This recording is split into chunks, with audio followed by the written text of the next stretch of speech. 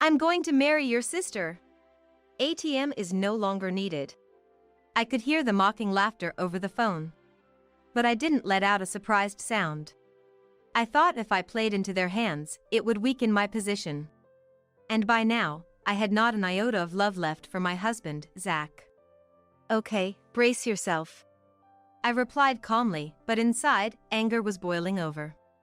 Zach, who dumped all the childcare, elder care, and housework on me, was enjoying an affair with my sister, Nicole.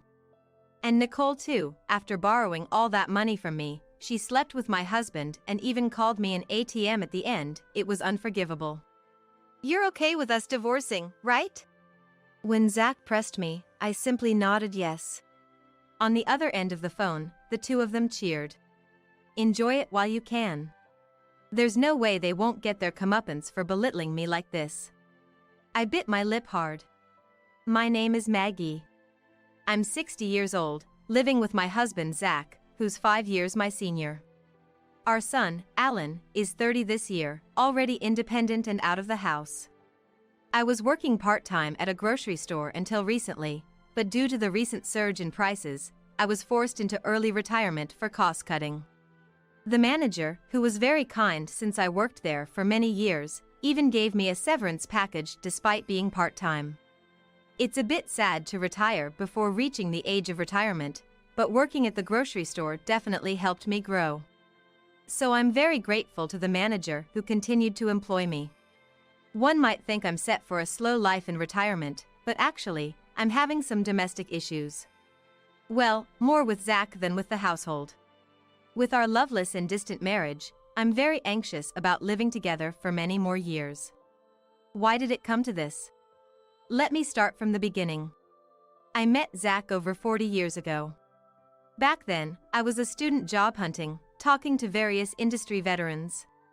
Most of them were seniors from the newspaper club I was part of. At a club drinking party, many alumni, including Zach, would show up. Maggie, what kind of company do you want to work for? Zach, rumored to be the handsome senior in the club, asked me with a comfortable distance. I honestly told him I wanted to work for a stable company. How about the bank I work at? Banking's probably the most stable, right? Indeed, it seems like a solid job. While my response was cliché, I was happy Zach invited me to his bank. Encouraged by Zach, I applied to his bank and got the job. It wasn't too difficult as the bank hired many students from my university. Once I started working at the bank, I realized many women liked him. Zach, always invited out for meals after work, seemed out of reach for me. But Zach often asked me out, and despite feeling guilty towards his other admirers, I started going out with him more as I was interested. So, we started dating and got married 3 years later, after which I quit the bank. It's regretful to quit just after 4 years, but back then, most women quit upon marriage. Especially since Zach and I were in the same workplace, he seemed to prefer I work part-time elsewhere. I had no regrets about marrying Zach and quitting my job. For a while, we enjoyed our life together until I got pregnant and gave birth to our son, Alan, at 30. Zach, who used to treat me like a princess, suddenly became indifferent after the birth. Zach, can you make a bottle for Alan? A bottle? That's a mom's job. Why do I have to do it? His sudden change in attitude left me more in shock rather than in sadness or anger. I had heard that men sometimes lose interest when their wives give birth. But I thought that was a story for only a small fraction of couples. I never imagined that Zach, who loved me so much, would suddenly cast me aside like throwing something into the open sea after I had our child. From then on, every day was a whirlwind. Zach continued to refuse to help with the baby. Taking care of the baby is a mom's job. Plus, you're a housewife, so it's natural for you to take care of it. I'm busy with work. Zach had his plausible reasons, but they didn't satisfy me. But it's my first time too, and raising the baby alone is hard work. As I countered while watching Zach's reaction, he glared at me. If it's that hard, why don't you go to my dad's? Dad's free and can help you out. To your father? Yeah, that's right. I was utterly shocked by Zach's suggestion. Zach's mom had passed away early, and only his dad, Bob, was left, who recently had trouble with his legs and might need to go to a care facility. How could he think of leaving our child with Bob? Moreover, Zach completely refused to be involved with the baby, essentially just dumping it on his parents. Zach's outlandish idea left me troubled. Since then, I received little help from Zach in raising Alan, and I had to do it alone, repeatedly reading childcare books. Fortunately, Alan was a well-behaved and obedient child who listened to me and grew up healthy. When Alan turned 5, after sending him off to kindergarten, I noticed a call on my mobile phone. "Maggie, it looks like Dad collapsed. I'm thinking of putting him in a facility. Can you handle the paperwork?" "What? Collapsed? Is he okay? And about the facility?" I was very surprised by Zach's call. The news of Bob's collapse was alarming. I hoped he had been taken to the hospital in time. Given Bob's leg condition, it must have been quite a struggle. Bob had always been fond of me, treating me like his own daughter, and I regularly took Alan to visit him, even without Zach asking. The in-laws' house was about a 40-minute drive from our home.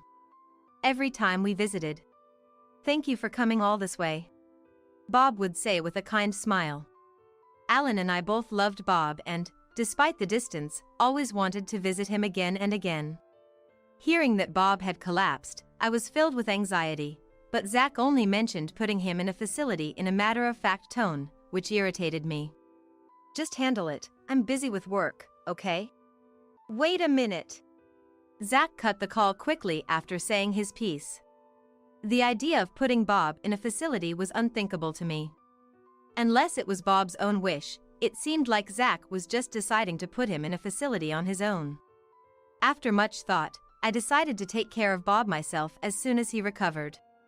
When I arrived at the hospital where Bob had been sent, he was in the hospital room and had already regained his consciousness.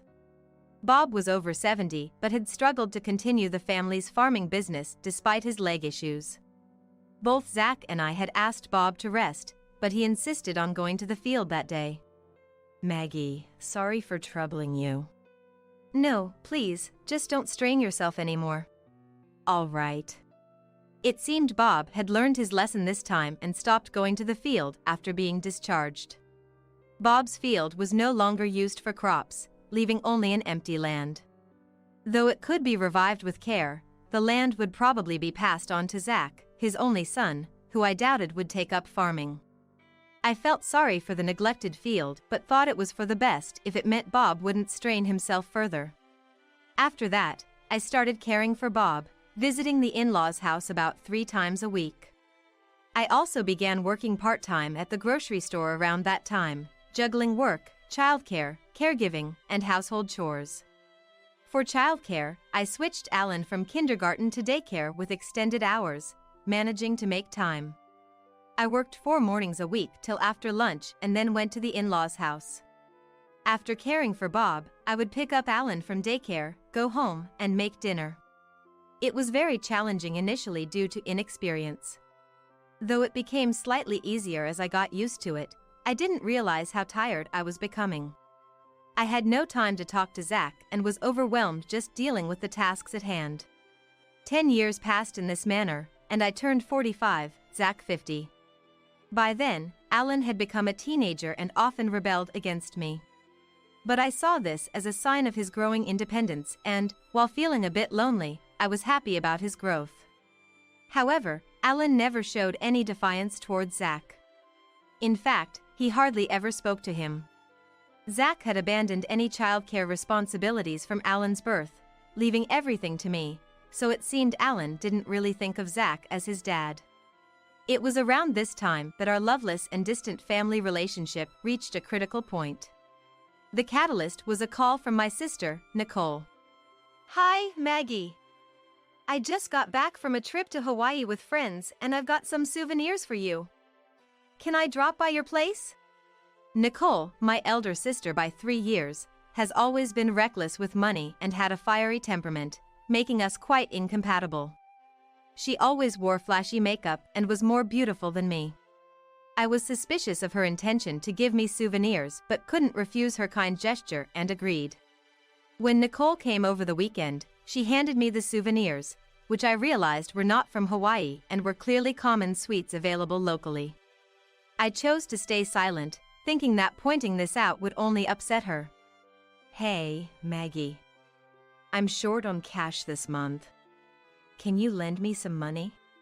Suddenly visiting with a fake souvenir and now this, I wondered what she was up to. "Lend you money? Why?" I suspected it was just Nicole's usual spending habits leaving her broke. "Well, I've been feeling unwell lately. The doctor said I might need to be hospitalized. But I don't have insurance and can't afford the hospital and treatment costs." Nicole, sounding feeble, left me speechless. What kind of illness required hospitalization? I silently stared at Nicole, who looked at me pleadingly. "Okay. Just pay me back after your treatment."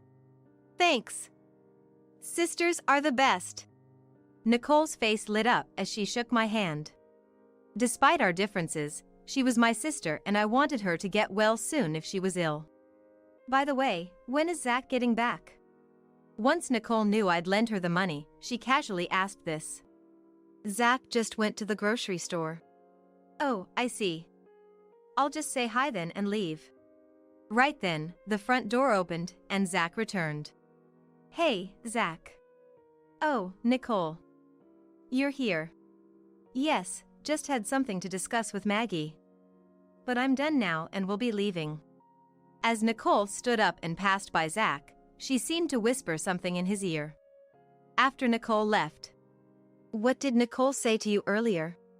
I asked, but "Nothing important." Zach evaded the question. I remained curious but soon forgot about it. The discovery of Zach and Nicole's affair happened a month later. I planned to visit Bob that day, but work got extended, so I postponed my visit to the in-laws' house to the next day and went home as usual. Alan was at the library, so only Zach should have been home. "Why are there women's shoes here?" As I took off my shoes at the entrance, I noticed a familiar pair of heels. They were the high heels Nicole wore over the weekend. Entering the house, the living room was empty, which relieved me momentarily. But then, from the bedroom, I heard faint, indiscreet voices of Zach and Nicole. "What are they doing?" I considered confronting them right then but hesitated at the last moment. What if Zach demands a divorce after being exposed? Alan wouldn't want to live with Zach. But I wasn't confident I could afford Alan's education fees alone. If we were to divorce, I wanted to wait until Alan had graduated from college. Frustrated, I decided to leave the house, pretending I saw nothing. Instead, I gathered evidence of the affair, taking photos of their traces and secretly saving the exchanges between Zach and Nicole from his mobile phone. It appeared they had been having an affair for about 6 months. Despite the anger boiling inside me, I reminded myself it was for Alan and endured, not exposing the affair. Another 15 years have passed since then, and Alan is now part of the working world. After graduating from college and leaving his first job early, Alan set up his own business and is now working hard as its president. And as the story goes, I had retired from the grocery store, but I was working a little at Alan's company. I had been giving Nicole money for her treatment bit by bit, but when her requests became too persistent, I grew reluctant to lend more and started ignoring her calls. In fact, the signs of Nicole and Zach's affair had disappeared about a year after it came to light. Zach probably got bored of Nicole. He changed his mind and chose to stay married to me. Knowing this, I couldn't bring myself to pursue the matter of the affair anymore and decided to pretend it never happened. But I realized my naivety when I heard about Bob's death. I got the news about Bob from Zach during the day. Bob had lived a long life until 95, but I was deeply shocked by the loss of Bob, who I had cared for so long. Bob, unlike Zach, was kind and considerate, so his passing felt like losing my own parent.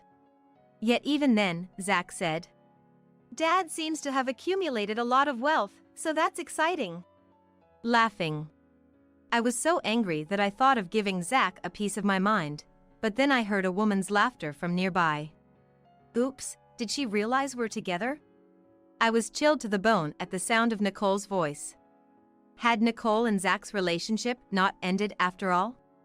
For 15 years, they had continued their affair without my knowledge. Realizing this, they seemed like an incomprehensible entity to me. I'm going to marry your sister. ATM is no longer needed. I could hear the mocking laughter over the phone. But I didn't let out a sound of surprise. I thought if I played into their hands, it would weaken my position, and by now, I had not an iota of love left for Zach. Okay, brace yourself. I replied calmly, but inside, anger was boiling over. Zach, who dumped all the childcare, elder care, and housework on me, was enjoying an affair with Nicole. And Nicole too, after borrowing all that money from me, she slept with my husband and even called me an ATM at the end. It was unforgivable. You're okay with us divorcing, right? When Zach pressed me, I simply nodded yes. On the other end of the phone, the two of them cheered. Enjoy it while you can. There's no way they won't get their comeuppance for belittling me like this. I bit my lip hard. After Bob's funeral, I filed for divorce as promised. When I informed Zach, he seemed so delighted that it felt like he was doing it on purpose. Now that we're divorced, you should leave this house as soon as possible. Me leave? I asked, surprised, and Zach nodded as if it were obvious. I'm going to live with Nicole, and you'll be living alone. This house is too big for one person. Anger turned to disbelief, and I said, okay. Too weary to argue, and agreed to Zach's demands. Though upset, I had already considered my living situation before the divorce. Leaving our home, I headed to Alan's, who was living independently.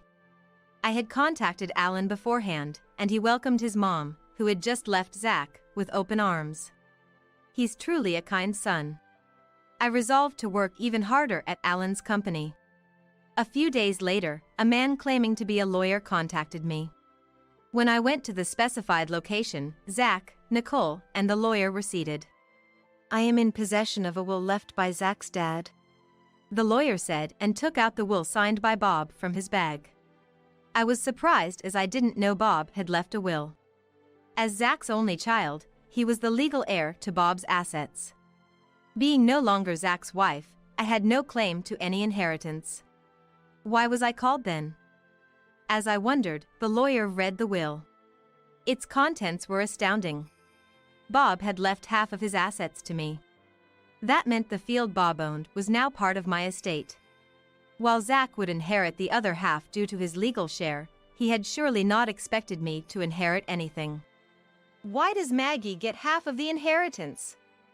I'm his only son, I should receive it all. Dad was very grateful to Maggie for her selfless care, even though they were not related by blood.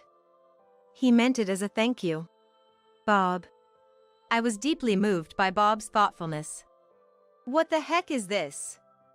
I thought we could finally relax with the inheritance. Nicole twisted her face in frustration. The lawyer then mentioned that Bob's will had also left all of his debts to Zach, but it seemed Zach and Nicole were too upset to hear that part. I was overwhelmed with gratitude towards Bob, and before I knew it, tears were streaming down my face. Thank you, Bob. Seeing me in tears, the two of them seemed to grow even angrier, but the lawyer concluded. That is the content of the will. With that, Zach and Nicole seemed to snap back to reality. I'm not happy about losing half, but hey, we still have half of the inheritance left. Gotta thank the law for that. Zach said as he patted Nicole's shoulder, who nodded in agreement, right. Well, we'll be leaving now. We won't have anything to do with you anymore, so take care. They laughed loudly as they left.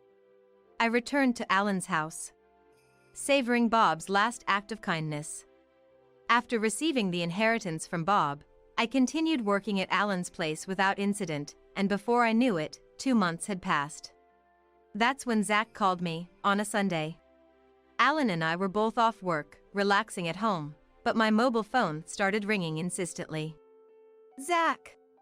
The air froze between me and Alan as we realized it was Zach calling. Why is Dad calling?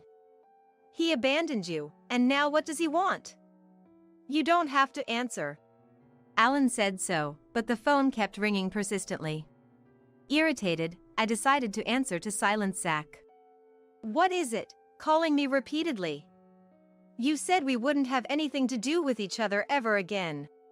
I answered with a tone of annoyance, but Zach seemed not to hear me and started talking frantically. Hey, what's going on? Why are you working at Alan's company? And why is Alan's company being featured on TV? And what's with showing your fancy house? Zach's near-hysterical voice echoed through the phone, causing Alan to frown. You saw the TV. I realized why Zach was calling all of a sudden. Recently, a TV station had interviewed Zach's gym, and it was broadcast yesterday. Alan's gym, which combines a gym and cafe, had caught the TV station's interest due to its novelty.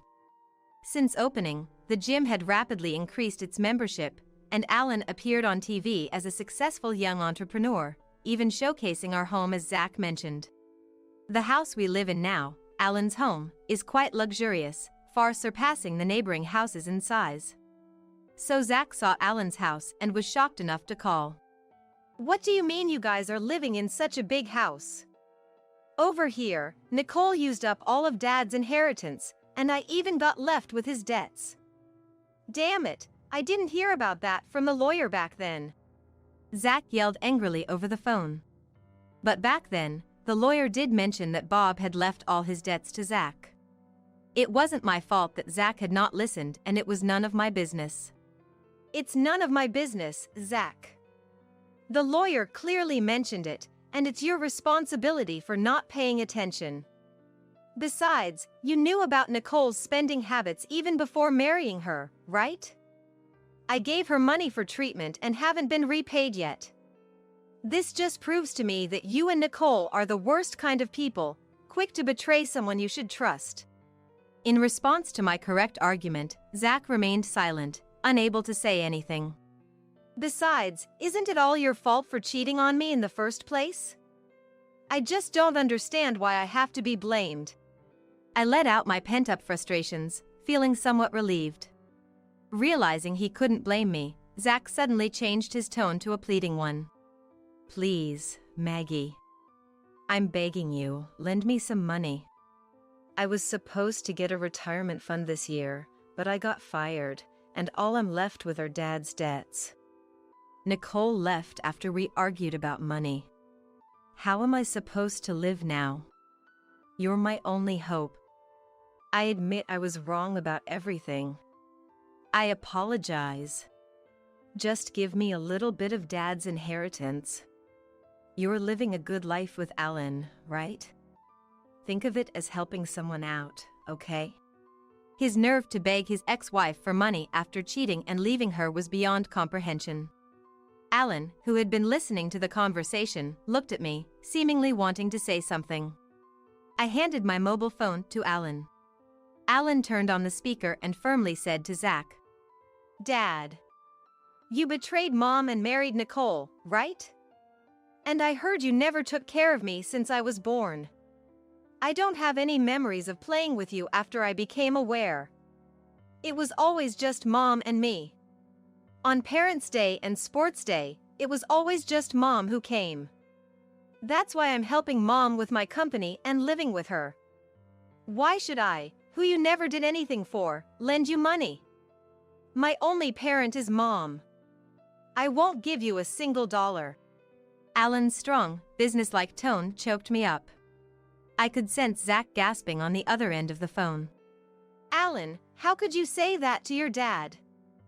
Fine, I won't rely on you guys ever again. Don't insult me. With that, Zach hung up. We looked at the silent mobile phone and then burst out laughing together.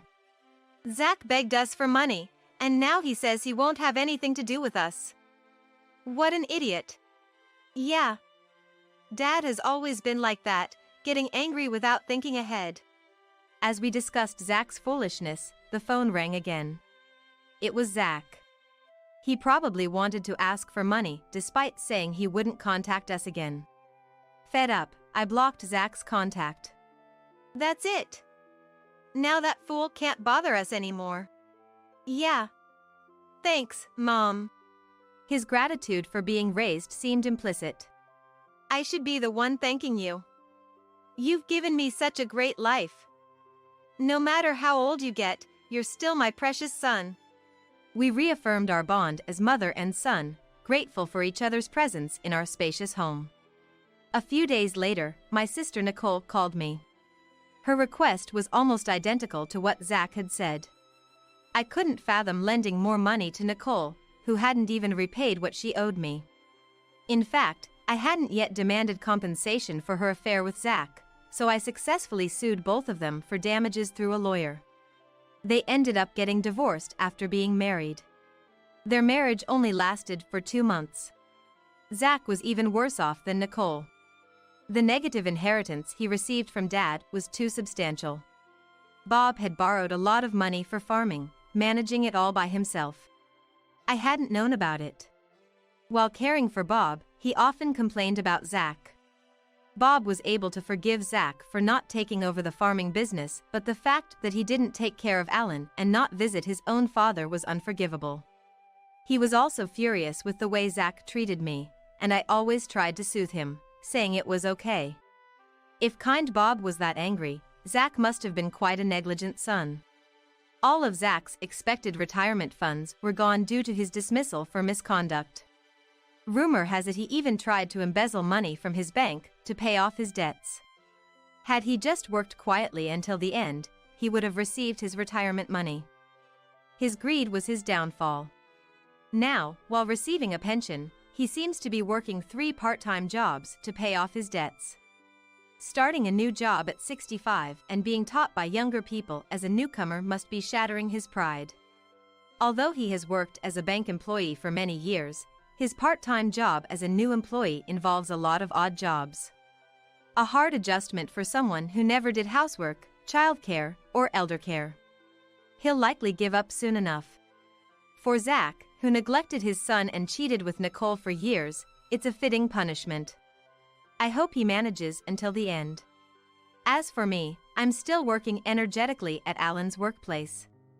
The staff, who are around my child's age, treat me very kindly. Our workplace is always full of smiles, attracting many customers.